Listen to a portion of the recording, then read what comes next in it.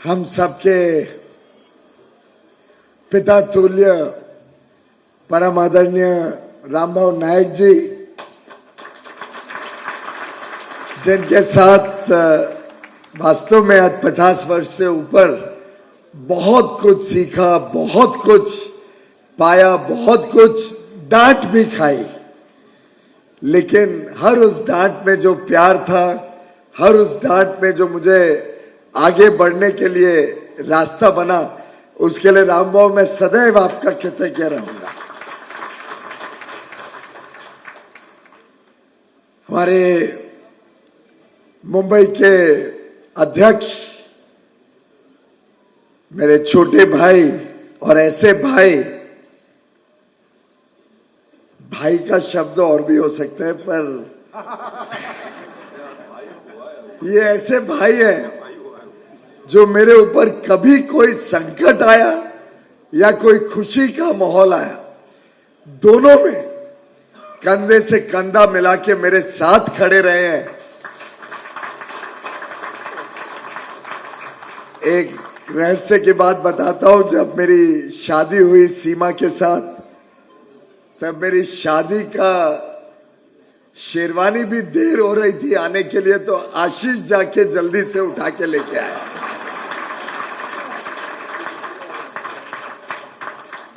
आशीष जी, आपका प्यार, आपका सानिध्य मुझे भी हौसला देता है, लेकिन थोड़ा डराता भी। आप इतना जबरदस्त भाषण दोगे, उसके बाद मुझे कितना मुश्किल हो रहा होगा, आप सोचिए। हम सबके बहुत ही लोकप्रिय, दिल में बसे, जिन्होंने 40 वर्ष तक इस क्षेत्र में दिन रात एक कर, छोटी समस्या हो, बड़ी बात हो, बिना हिचक 24 घंटे सिर्फ और सिर्फ जनता की सेवा के लिए अपना जीवन खपाया, ऐसे मेरे बड़े भाई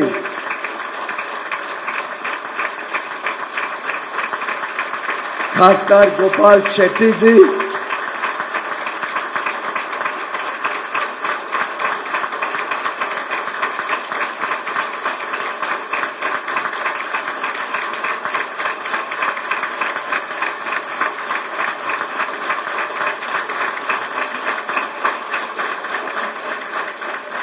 जिनका प्यार, जिनका सानिध्य, जिनका सहयोग, आशीर्वाद और साथ वर्षों वर्षों से मुझे मिला है और आगे वर्षों वर्षों तक रहेगा। ये ऐसी दोस्ती है गोपाल जी जो कभी छूट नहीं सकती, टूट नहीं सकती, कोई बीच में नहीं आ सकता।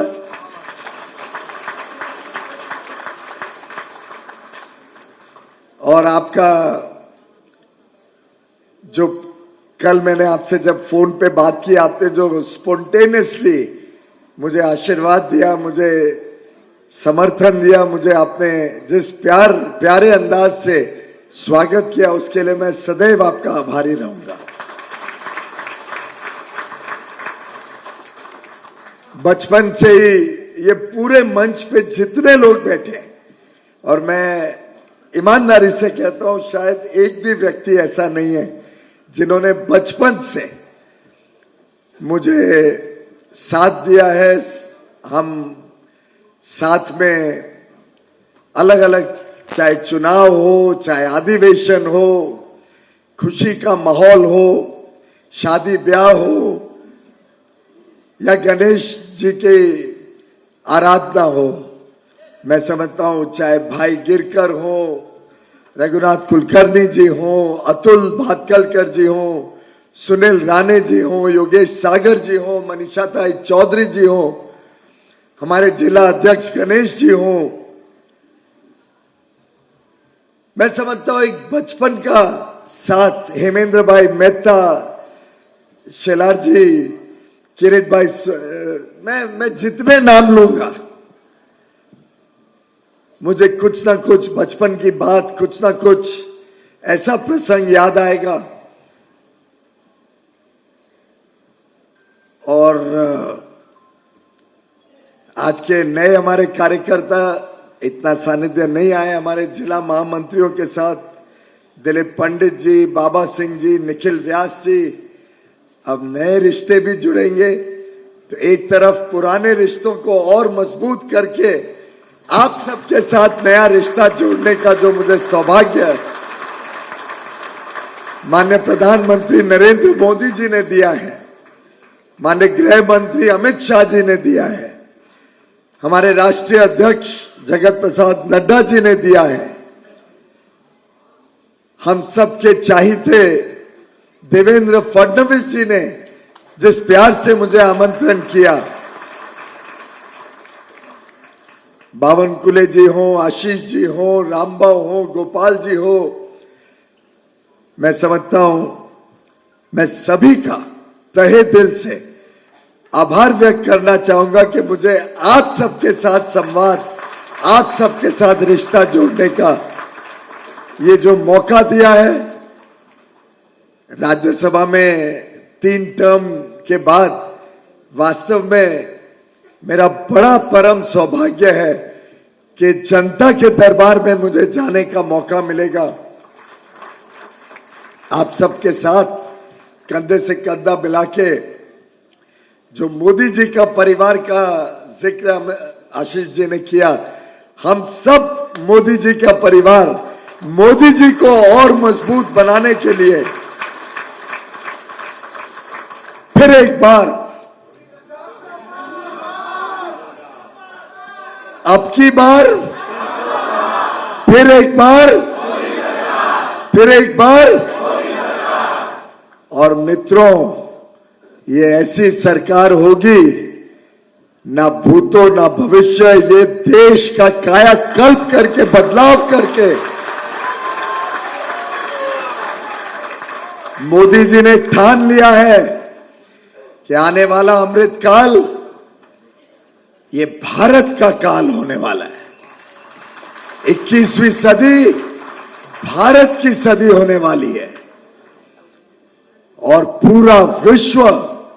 आज प्रधानमंत्री नरेंद्र मोदी जी को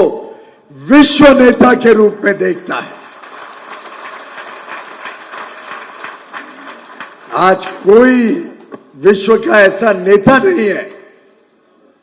जो शायद थोड़ी ईर्ष्या भी करता होगा मोदी जी के लोकप्रियता से।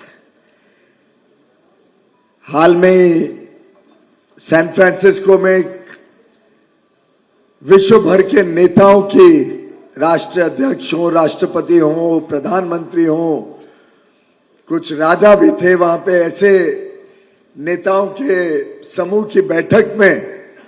माननीय प्रधानमंत्री जी नहीं जा पाए थे तो मुझे उनके प्रतिनिधि के रूप में जाने का सौभाग्य मिला। मैंने जो वहां पे मोदी जी के प्रति और भारत के प्रति जो सम्मान, जो विश्वास, जो स्नेह की अनुभूति की, मैं उसको शब्दों में नहीं बता सकता। यहां तक कि मेक्सिको के राष्ट्रपति अंतिम कार्यक्रम में मेरे साथ चर्चा में पूछते हैं कि मुझे कुछ बताओ कि ये 10 साल से एक इंटरनेशनल एजेंसी है मॉर्निंग कंसल्ट के नाम से, वो विश्व भर के सभी प्रमुख नेताओं की लोकप्रियता का आकलन हर हफ्ते निकालती है और शायद पहली बार होगा इतिहास में कि लगातार 10 वर्षों तक कोई नेता हर सर्वे में प्रथम श्रेणी पे आए। वो हमारे लोकप्रिय प्रधानमंत्री नरेंद्र मोदी जी। और जैसे माननीय प्रधानमंत्री जी कहते हैं, ये सम्मान, ये जो आज भारत की तरफ लोगों का विश्वास बना है कि भारत विश्व की व्यवस्था को तेज गति देने में सबसे बड़ा योगदान करेगा। ये जो आज लोगों का विश्वास बना है कि आगे चल के भारत विश्व की सबसे तेज गति से आगे बढ़ने वाला देश वर्षों वर्षों तक रहेगा, ये जो आज पूरे विश्व में विश्वास बना है कि भारत यानी वर्ल्ड की ग्रोथ इंजन, ये विश्वास 140 करोड़ भारतवासियों के कठोर परिश्रम, कर्तव्य भावना से प्रधानमंत्री जी ने जो 5 प्रण दिए देश को 15 अगस्त 2022 को आजादी का अमृत महोत्सव मनाने के उत्सव पर जो 5 प्रण माननीय प्रधानमंत्री जी ने हम सबको देश को समर्पित किए, भारत अमृतकाल में 2047 तक एक विकसित देश बन के उभरेगा। ये विकसित देश बनाने के लिए हम सब 140 करोड़ भारतवासी कर्तव्य भावना से अपना अपना योगदान देंगे। भारत जो गुलामी की मानसिकता में कुछ लोग रहते हैं, उसको पूरी तरीके से हम सब मिलकर ध्वस्त करेंगे। पर अपनी विरासत से, अपने इतिहास से सबक भी सीखेंगे। सीखते सीखते देश की एकता और एकजुटता को और मजबूत करके नारी शक्ति का सम्मान करते हुए एक भ्रष्टाचार मुक्त भारत अब विश्व शक्ति बनाने से कोई रोक नहीं सकता। और ये जिम्मा हम सब ने प्रधानमंत्री नरेंद्र मोदी जी को दिया है। हम सब उनके सिपाही, उनके हनुमान या एक गिलहरी के रूप में हम सब उस राम सेतु, उस विकसित भारत के मार्ग को प्रशस्त करने के लिए हम सब गिलहरी के रूप में अपना अपना योगदान देंगे, ऐसा मेरा पक्का विश्वास है। मित्रों, एक फ्रेजाइल 5 इकोनॉमी 2014 में जब माननीय प्रधानमंत्री जी ने देश की कमान संभाली, तब भारत की तरफ विश्वहीन भावना से देखता था। दुनिया में हम किधर भारत का पासपोर्ट लेके जाते तो आपको याद होगा कोई सम्मान नहीं मिलता, कोई लोग हमारी तरफ आंख से आंख मिलाकर हमारी इज्जत नहीं करा करते थे। यहां तक अर्थव्यवस्था कमजोर हो गई थी कि अगस्त 2013 में रुपए की कीमत इतनी गिर गई, 68 रुपए हो गई थी प्रति डॉलर। यानी यूपीए के 10 वर्ष के कार्यकाल में हर वर्ष का औसतम अगर रुपए की गिरावट देखें, जो CAGR कंपाउंडेड एनुअल ग्रोथ के रूप में देखें कि डॉलर कितना मजबूत हो रहा था रुपए के सामने, तो सालाना 3% से अधिक रुपए कमजोर हो रहा था यूपीए के कार्यकाल में। महंगाई चरम सीमा पे थी। बहनें याद करेंगी कि 2010-11 के बाद 14 तक लगभग डबल डिजिट में 10, 11, 12% महंगाई सामान्य मानी जाती थी। उद्योग व्यापार जगत से जुड़े लोग, ये हमारे युवा युवती जो अपने खुद का एक घरौंदा बनाना चाहते हैं, अपने खुद का घर बनाना चाहते हैं, एक मकान बनाना चाहते हैं, याद करेंगे कितने महंगे दरों पर, कितने महंगे ब्याज पर बैंक से लोन मिलता था, अगर लोन मिलता। वैसे तो उस जमाने में किसी को बैंक से लोन चाहिए तो शायद दिल्ली से फोन करवाना पड़ता या टेबल को भारी बनाना पड़ता था। फोन बैंकिंग का जमाना था, ब्याज के दर ऊंचे, महंगाई के दर ऊंचे, कमजोर रुपया, हर अर्थव्यवस्था के, हर अर्थशास्त्री के मन में चिंता थी भारत का क्या भविष्य है। विकास का दर लगातार गिरते जा रहा था। 2008-9 के वैश्विक संकट के बाद कांग्रेस की सरकार देश को संभाल ही नहीं पाई। जब प्रधानमंत्री मोदी जी ने कमान संभाली तब उनके पास एक विकल्प था कि वो सब सच्चाई विश्व के सामने रख सकते थे, लेकिन प्रधानमंत्री जी ने विश्व के सामने अपनी हिम्मत दिखाई और एक 10 साल के कम कार्यकाल में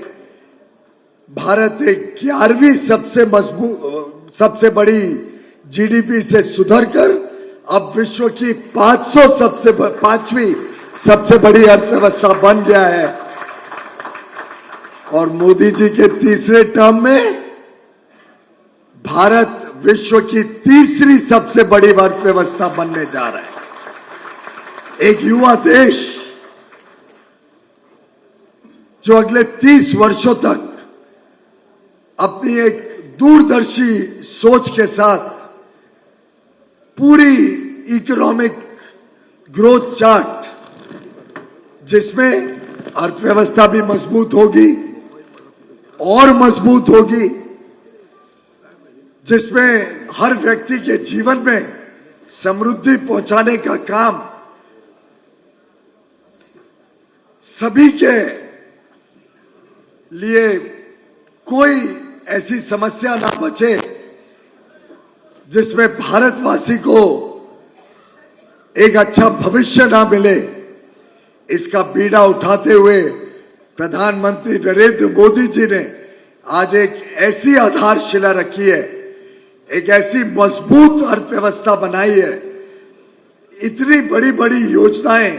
आधारभूत सुविधाएं सुधारने की देश के समक्ष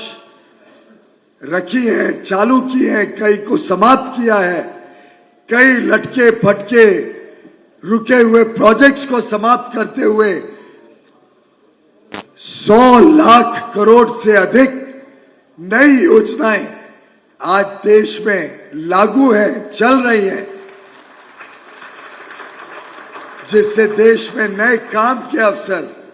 नए रोजगार के अवसर, देश के उद्योग जगत, व्यापार जगत, हमारे स्टार्टअप्स, हमारे युवा युवती, हमारे professionals, chartered accountants, lawyers, cost accountants, doctors, engineers, technicians, हमारे विश्वकर्मा, हमारे हथकरघा, हर एक के लिए खूब सारे अवसर देने का काम मोदी सरकार की विशेषता रही है। और आगे आने वाले अमृतकाल में 2047 तक जो आज भारत की $3.5 ट्रिलियन की इकोनॉमी है, वो 30 ट्रिलियन और अधिक बढ़ाकर $35 ट्रिलियन की इकोनॉमी, एक विकसित और समृद्ध भारत बनाने की बीड़ा उठा के प्रधानमंत्री जी ने देश को नई दिशा दी है। देश में एक नया उत्साह, एक नया उमंग, देश के युवा युवतियों की आकांक्षाओं को पूरा करने के लिए आज देश चल पड़ा है, देश निकल पड़ा है और दुनिया की कोई ताकत अब भारत को एक विकसित देश बनने से रोक नहीं सकती। और उत्तर मुंबई के भाई बहन, उत्तर मुंबई के कार्यकर्ता, बंधु भगिनियों, हम सबका इसमें योगदान, हम सबका इसमें काम महत्वपूर्ण रहने वाला है। हम सबको मिलके माननीय प्रधानमंत्री जी को और मजबूत ताकत देनी है। हम सबको मिलके प्रधानमंत्री जी के दिखाए हुए रास्ते पर मोदी जी ने जिस प्रकार से देश में अन्य अन्य योजनाओं से देश में हर व्यक्ति के जीवन में बदलाव लाने का काम किया है, जिस प्रकार से समाज का कोई व्यक्ति ऐसा नहीं है जिसको मोदी सरकार ने कोई ना कोई लाभ देके, चाहे वो 80 करोड़ भारतवासियों को मुफ्त में अनाज देने का काम हो, चाहे 55 करोड़ हमारे भाई बहनों को मुफ्त में उनके स्वास्थ्य की चिंता करने का काम हो, 4 करोड़ परिवारों को मुफ्त में एक पक्का घर देने की बात हो, ऐसे सैकड़ों योजनाओं से प्रधानमंत्री मोदी जी ने आज देश की ताकत बढ़ाई है, देश में एक माहौल खड़ा किया है, देश का विश्वास बढ़ाया है। और मैं समझता हूं उत्तर मुंबई का एक एक व्यक्ति, एक एक भाई बहन आगे चल के समाज में कोई पीछे ना रहे, समाज के हर व्यक्ति को पर्याप्त और उत्तम अवसर मिले, इसके लिए हम सब मिलके काम करेंगे। मैं आपके साथ सदैव रहूंगा। किसी ने पिछले कार्यक्रम में कहा, कोई अपने कार्यकर्ता को कह रहे अभी 2 महीने पीयूष जी हमारे साथ रहने वाले हैं। मैं जरा आप सबको बता दूं, अब आपका और मेरा दामन बहुत लंबे अरसे का है।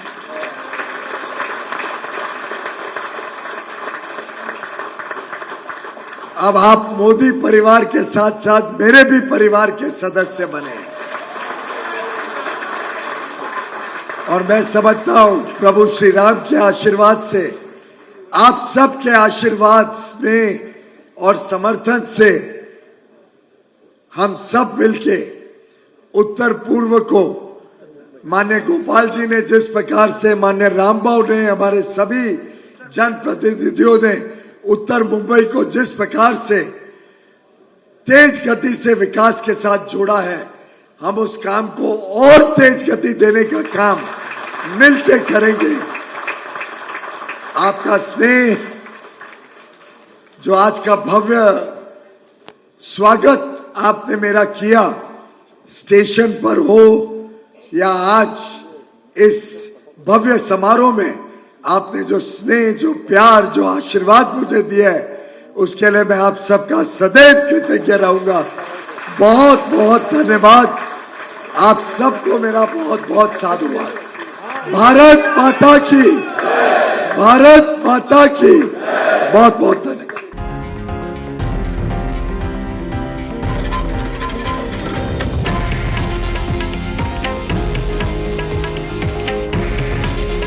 हे आहे देशातील नंबर 1 न्यूज नेटवर्क आणि आपण पाहत आहात TV9 मराठी। काळजी तुमची, हित महाराष्ट्राचं।